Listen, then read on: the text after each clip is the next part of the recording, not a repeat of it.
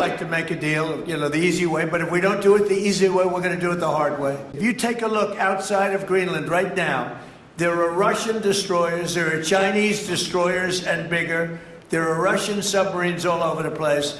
We're not going to have Russia or China occupy Greenland, and that's what they're going to do if we don't. So we're going to be doing something with Greenland, either the nice way or the more difficult way. But right now, we are going to do something on Greenland, whether they like it or not, because if we don't do it, Russia or China will take over Greenland, and we're not going to have Russia or China as a neighbor. Yes, so the world president of the whole universe, Donald Trump, aka the man that says and he does what he says. If Donald Trump said, I'm coming to bomb you, please just go and apologize, because he will bomb you and he must bomb you. Donald Trump have told the people of Greenland, whether you like it or not, we're coming and we'll take Greenland by fire by force. That draws my attention to the book of Matthew. It said, the kingdom of heaven suffer violent, and only the violent may take it by force. So Donald Trump wants to take Greenland by force, by fire by force, because Russia and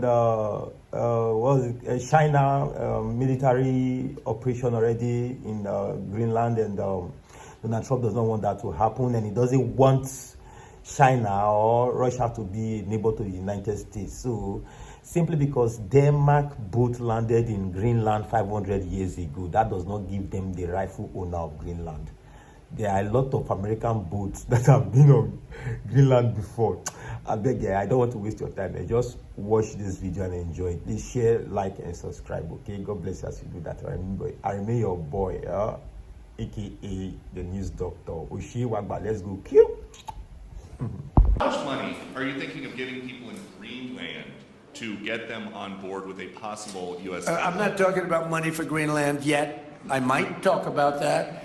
But right now, we are going to do something on Greenland, whether they like it or not, because if we don't do it, Russia or China will take over Greenland, and we're not going to have Russia or China as a neighbor. Okay?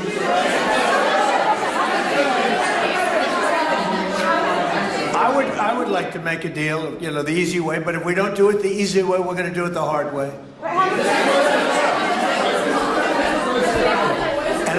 And by the way, I'm a fan of Denmark too, I have to tell you, and they've been very nice to me. I'm a big fan, but the fact that they had a boat land there 500 years ago doesn't mean that they own the land.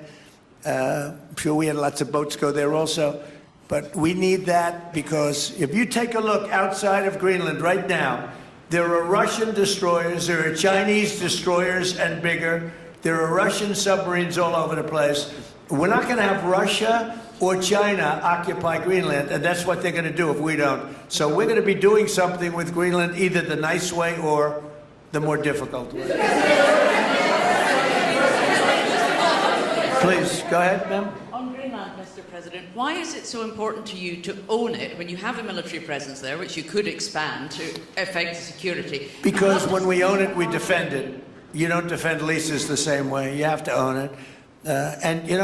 With a nation, look at what happened with Obama, with that horrible deal they made with Iran. It was a short-term deal. It was like a 9-year deal. Countries can't make 9-year deals or even 100-year deals. Countries have to have ownership. And you defend ownership, you don't defend leases. And we'll have to defend Greenland. If we don't do it, China or Russia will. It's not going to happen. We are not going to have, and I like China, I like Russia, I love the people of China, I love the people of Russia. I get along very well with President Putin, but I'm very disappointed in him. I get along very well with President Xi. I'm going to go over to China in April, but I don't want them as a neighbor in Greenland. Not going to happen. And by the way, and NATO's got to understand that. I'm all for NATO. I saved NATO. If it weren't for me, you wouldn't have a NATO right now. But we're not going to allow Russia or China to occupy Greenland, and that's what's going to happen if we don't. Go ahead. On the economic report that came out today, Mr. President, one, can you respond to that? And two, it was an amazing report. The most amazing thing is government jobs are way down and yet the unemployment or the employment numbers are very good. We've gotten rid of tremendous numbers of federal government jobs. Nobody's ever seen anything like it. And yet the employment numbers are very good. They're really getting better. But now we have all those people to work in the private sector for a lot more money. I think that's one of the very big things. The other thing is at 5.4%. And remember, this is after we had a shutdown. And that shutdown had an impact because the concept of the shutdown, even though it's before, people knew we were going to be shutting down. A lot of bad things happened. And by the way, on January 30th, you may have another shutdown. We'll see what happens. But I think the numbers, Caitlin, were really amazing. Look, to think about 5.4%, nobody thought that. They thought it was going to be 2%. And you know what it is? It's tariffs.